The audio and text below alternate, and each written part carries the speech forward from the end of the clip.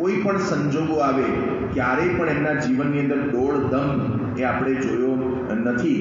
તો આ એમના જીવનની વિશેષતા આપણને દ્રષ્ટિગોચર થાય છે. નાયરોબીની અંદર કેનિયામાં બાપા બિરાજમાન હતા ને એ વખતે હરિનારાયણ સ્વામીએ બાપાને પ્રસંગ કીધો હતો કે સ્વામી બાપા તમે જેવા અંદર છો ને એવા જ બહાર છો. કેવી રીતે? લોકની અંદર ઘણા બોલતા હોય કંઈક અને કરે કંઈક. તમારું એવું નહોતું. સ્વામી બાપાને એમણે કીધું સ્વામી હું યુવકમાં હતો ને 1997ના વર્ષની અંદર બોચાસણમાં કાર્યકર્તાની શિબિર રાખવામાં આવી હતી, યુવા શિબિર રાખી હતી. અને યુવા શિબિરની અંદર આપ પધાર્યા હતા એટલે ઉતારે હું આપને બોલાવવા માટે આવ્યો કે સ્વામી પ્રવચનનો સમય થવા આવ્યો છે, આપ ચાલો. અને તમે મારી સાથે આવતા હતા અને એ વખતે રસ્તાની અંદર એમણે જોયું કે પેલું અંતાન જૂનું હોય ને એ નીચે એકદમ ડામરના રોડ જોડે ચોંટી ગયું હતું.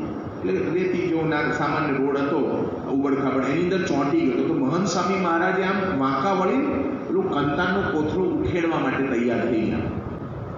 એક હાથે ન ઉખડ્યો. તો હરિનારાયણ સ્વામી કે હું યુવકમાં તો મને એવું સૂચ્યું નહીં કે તમને ન કરવા દઉં. હું બાજુમાં જ ઊભો હતો અને ઊભો રહ્યો ને તમે કંતાનનો કોથળો ઉખેડવા માંડ્યા. ન ઉખડ્યો એક હાથે તો આપે મને ચશ્માનું કવર અને પેલી જે પ્રવચનના કાગળ હતા ને આપ્યા અને હું પકડીને ઊભો રહ્યો. તમે વાંકા વળી ગયા, ઘૂંટણીએ બેસી ગયા અને આખો કોથળો ઉખાડ્યો તો નીચે નકલી જીવાતો, નાના નાના દેડકાને બધું નીકળ્યું. મહંત સ્વામી મહારાજ કે તમે મને હરિનારાયણ કે મને તમે એકવાર એવું કહ્યું નહીં કે આ તમે કંતાનનો કોથળો નાખ્યા હો. તમે જાતે ડસ્ટબિનની અંદર કોથળો નાખવા ગયા, હાથ ધોયા અને પછી પ્રવચન કરવા માટે ગયા. આપ ગાદી પર બેઠા અને પ્રવચનની શરૂઆત કરી ત્યારે જાહેરાત થઈ કે આપના પ્રવચનનો વિષય હતો કે આળસ જીવનની અંદર ક્યારે રાખવી જોઈએ નહીં. એ કે બાપા મેં નજરે જોયું છે કે તમે જે પ્રવચનની અંદર બોલ્યા હતા એના કરતાં પણ સવાયું તમારું વર્તન હતું. તો જેવું બોલે એવું વર્તી બતાવે, આ શુદ્ધ અંતઃકરણવાળા પુરુષોનું લક્ષણ છે. એમને ક્યારેય બોલવું કંઈક અને કરવું કંઈક એવું નહોતું. એ શુદ્ધ વર્તન સાથે બધાને સદુપદેશ આપતા. ઘણીવાર વર્તન વધારે હોય, બોલે ઓછું, એ પણ આપણને મોટા પુરુષોની રીત એ જીવનની અંદર દેખાય છે. તો નિર્દંભી પણ એમના જીવનની અંદર સ્પષ્ટ આપણે જોયું છે.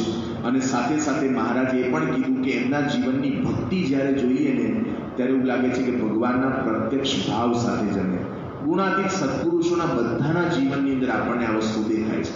ભગવાનના પ્રત્યક્ષ ભાવ સાથે વર્તે છે.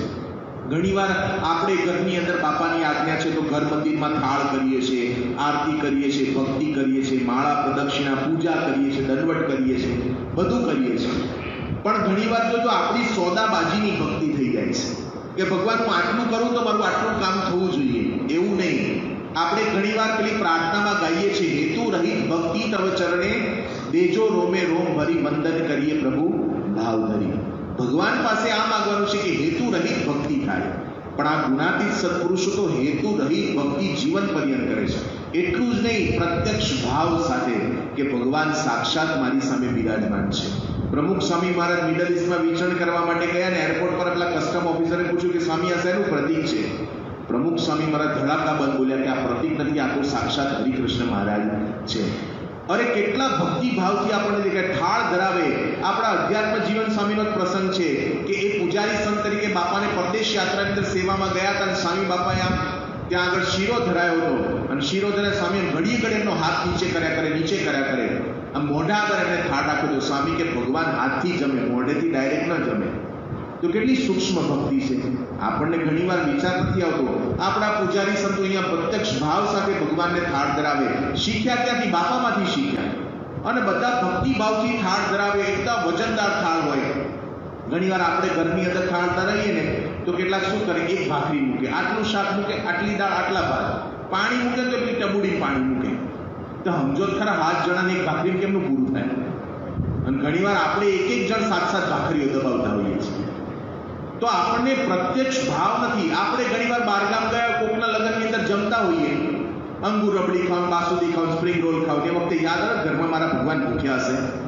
તો આપણને વિચાર આવે ભગવાન બાજુવાળા ત્યાંથી જમ્યા હશે અને ભગવાન તો અમે ભાવના ભૂખ્યા છે, એમને ક્યાં પદાર્થથી કહેવાય. જ્ઞાન છે 2 ધારી તલવાર જેવું છે, આમે કાપે આમે કાપે. ઘણીવાર આપણને પ્રત્યક્ષ ભાવ નથી રહેતો. અહીંયા આગળ મંદિરે દર્શન કરવા માટે આવીએ, 1998માં જે મૂર્તિ પ્રતિષ્ઠા થઈ છે એ સિચ્યુએશનમાં જે ઘનશ્યામ મહારાજ ઊભા છે એની એક સિચ્યુએશનમાં ઊભા છે. એમના કંઈ હાથ બદલી ગયા છે એવું નથી.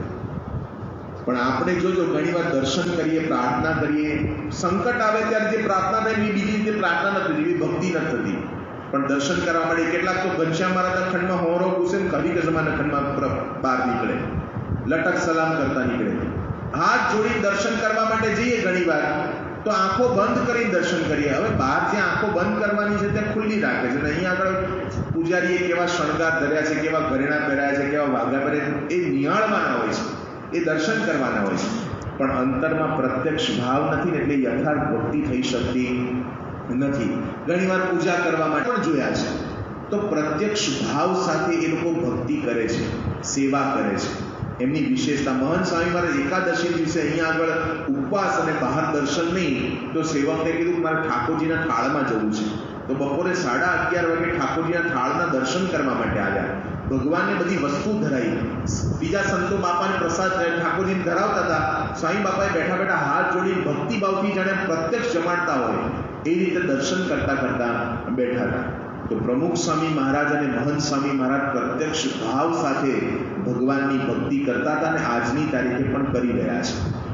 ક્યારે એમને ભગવાનની ભક્તિ ગૌણ થવા દીધી નથી. ફૂલદોલનો ઉત્સવ હતો અહીંયા સારંગપુરની અંદર અને એ વખતે ઠાકોરજીના આખા સુવર્ણના વાઘા ધરાયા. હરિકૃષ્ણ મહારાજની મૂર્તિ એ વખતે હતી અને ત્યાં આગળ અમે વિડીયોની અંદર સ્ક્રીન ઉપર બધા સંતો જોતા હતા. આખું પેલા કેમેરામેને ઝૂમ કર્યું.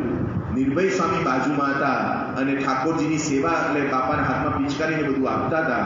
પ્રમુખ સ્વામી મહારાજ એક હાથે પિચકારીથી રંગતા હતા અને બીજા હાથે ઠાકોરજીના પગમાં મોજડી ત્રાસી થઈ ગઈ હતી ને એ મોજડી આમ સરખી કરતા હતા. હવે ઠાકોરજીને આપણે મોજડી તો આમ પ્રતીક સ્વરૂપે જ પહેરાવીએ છીએ કે ઓરિજિનલ આપણે પહેરતા એવી રીતે પહેરતા નથી. પણ બાપા કહી શક્યા હોય કે સેવક આ મોજડી સરખી કરતો, પણ એવું નહીં. મારી ભક્તિ થઈ જાય ને એટલા માટે એમણે પોતે પણ આ રીતે મોજડી સરખી કરેલી. તો મહંત સ્વામી મહારાજ પુરુષોના જીવનની અંદર ધર્મ, જ્ઞાન, વૈરાગ્ય અને ભક્તિ એવા આગવા ગુણ આપણને દેખાય છે. એટલે આપણું અંતઃકરણ સ્વીકારે છે કે આવા ગુણિયન ગુરુ આપણને પ્રાપ્ત થયા છે. લાખમાં લાભે નહીં અને કરોડમાં કોક. કરોડમાં કોક નહીં. આપણે તો એવું માનીએ છીએ કે અબજોની વસ્તીની અંદર કોઈને પ્રાપ્તિ નથી થઈ એવા પુરુષ આપણને પ્રાપ્ત થયા છે. તો આ રીતે એમના મહિમાનો વિચાર કરી, એમના ગુણોને યાદ કરી, એમનું કાર્ય જોઈએ, એમનું સ્વરૂપ જોઈએ, ત્યારે આપણને એક વસ્તુની પ્રતીતિ આવે છે કે આ પુરુષ દુનિયાના માણસો કરતાં કંઈક ભિન્ન છે, જુદા છે.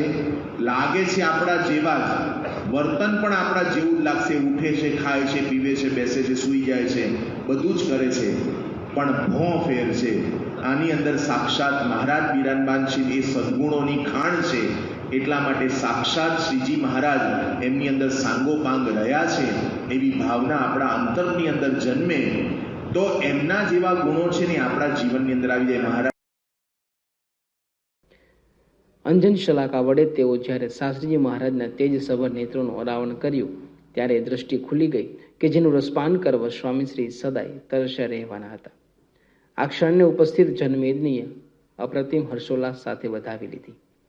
તેને અનુસરતા સ્વામીશ્રી સભા મંડપમાં પધાર્યા ત્યારે અત્રે રાજ્યના પંચાયત મંત્રીના અતિથિ વિશેષ પદે યોજાયેલા સમારોહમાં શાસ્ત્રીજી મહારાજના ગુણાનુવાદ સંતો ભક્તોએ ગયા. સ્વામીશ્રીએ પણ શાસ્ત્રીજી મહારાજની રજત મુદ્રાઓને ઉદ્ઘાટિત કરતા કહ્યું, શાસ્ત્રીજી મહારાજ દઢ નિશ્ચય હતા.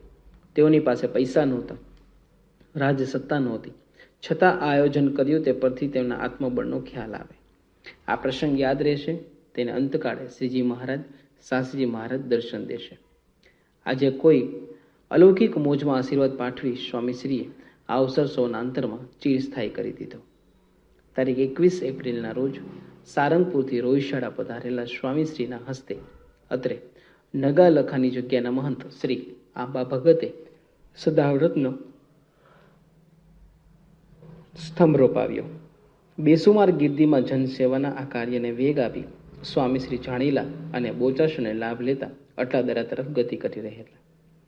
તે વખતે છાણી નજીક એક પુલ પાસે તેઓની મોટર પાછળ આવી રહેલી લોરીની બ્રેક નાકામે બની જતા તે ટ્રક સ્વામીશ્રીની મોટર પર ધસમસતી આવવા લાગી. સ્વામીશ્રીના ગાડી ચાલકના ઘટનાનો કોઈ જ અણસાર ન હોવાથી તે તો માપસરની ગતિ જ ગાડી હંકાર રહેલા. તેથી સ્વામીશ્રીની ગાડી હડફેટે ચડી જવાની નોબતો વાગી ગઈ. પરંતુ તે જ વખતે ટ્રક ચાલકે પુલ નીચેથી આબાદ રીતે પોતાનું વાહન કાઢી લેતા મોટી હોનારત સર્જાતા રહી ગઈ. આ રીતે હેમખેમ અટલાદરા પહોંચેલા સ્વામીશ્રીએ તારીખ 22 એપ્રિલના રોજ કથામૃત રેલાવતા જણાવ્યું કે અમદાવાદમાં સમયો સારો થઈ ગયો, પણ સારો ન થયો હોય તો ભાવફેર થવો ન જોઈએ. અસમર્થપણું સમજવું જ નહીં. તે જે કરતા હશે તે સારું જ હશે. આપણે તો ભગવાનના સેવક છીએ, તેમની ઈચ્છામાં જ આનંદ માણો. સમજણની આ સુધા સિંચી સ્વામીશ્રી મહુવાને પાવન કરતા ઘડોઈ ગામે આવી પહોંચ્યા ત્યારે તેઓના જમણા પગે વાની બીમારીની માત્રા અને તીવ્રતા બંને વધી ગયેલા. તેથી રોજ ગરમ પાણીથી શેક કરવાનો વિધિ ચાલતો. આવા સંજોગોમાં સ્વામીશ્રીને આરામની વિનંતી સંતો ભક્તો દ્વારા થતી રહેતી, પણ તે પર્વતને અથડાતા વાદળાની જેમ ચૂરચૂર થઈ જતી. દ્વિશતાબ્દી પહેલા તેઓના વિચરણની જેવી રફતાર હતી તેવી જ દ્વિશતાબ્દી પછી પણ શરૂ થઈ ગઈ. થાક ઉતારવો કે આરામ કરવો જેવી કોઈ વાત સ્વામીશ્રીના જીવનમાં નહોતી. ઘડોઈથી દેદવાસણને લાભ આપતા કરચલિયા પધારેલા સ્વામીશ્રીના કરકમળો દ્વારા અહીંના નવનિર્મિત મંદિરમાં તારીખ 24 એપ્રિલની સવારે ધામધૂમપૂર્વક અક્ષર પુરુષોત્તમની પ્રતિષ્ઠા થઈ. આ પ્રતિષ્ઠા પછીની સભા પણ હજારો હરિભક્તોથી હડકેઠઠ હતી. તેમાં ઉપસ્થિત રહેલા રાજ્યના વન સિંચાઈ વિભાગના મંત્રી શ્રી અમરસિંહ ચૌધરીએ અહોભાવ પ્રગટ કર્યો કે સ્વામિનારાયણ સંપ્રદાય સિવાય બીજા કોઈ ધર્મમાં બધાનો સમાવેશ નથી.